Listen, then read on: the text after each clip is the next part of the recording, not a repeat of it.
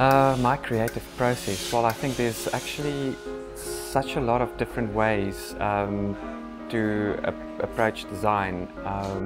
I don't necessarily have a particular process. It depends on each and every situation. With some clients, I get inspired by what they say, by the event they're going to, and sometimes I just get inspired by something in nature and I can apply it to someone. If we're designing ranges, we normally find inspiration in the weirdest places. One of our previous collections was very much focused on a sort of bit of decay, like rusted metals and things like that. Sometimes I start from a style point of view, sometimes from a texture point of view, so it's really different every time.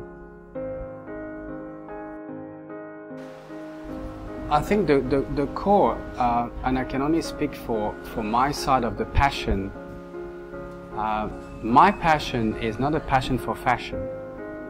I think that initially my passion is for people. And we are at service to people.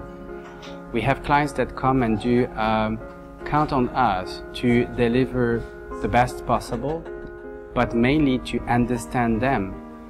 So I believe that the approach that we're having by, so to speak, frame them during the consultation is very important, because one has many or several ways to portray itself to the world, depending on the event, depending on how much daring you are prepared to be.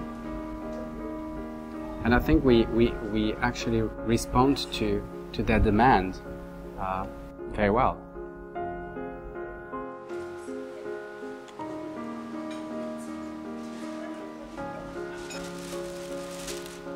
I think one of the big things that attracted me to fashion is to be famous. Of course, I'm famous, darling. One of the biggest things I learned very early on, that the way you dress can sometimes affect the way you feel.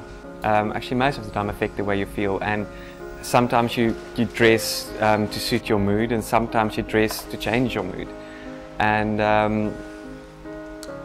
I think that's always been something that interested me quite a bit. Well, how it makes you feel. It just came to me right now that in fact the difference between Hendrik and I, if I may say, and you will correct me, Hendrik has that sort of engineer way of thinking. And basically his game is to push the limits of this engineering way of looking at a garment. For me, it's another process. It's the color, is how to find my balance through the weirdest shapes and the weirdest colors. And between the two of us, I think basically we're pushing the limits. We're constantly pushing our own limits.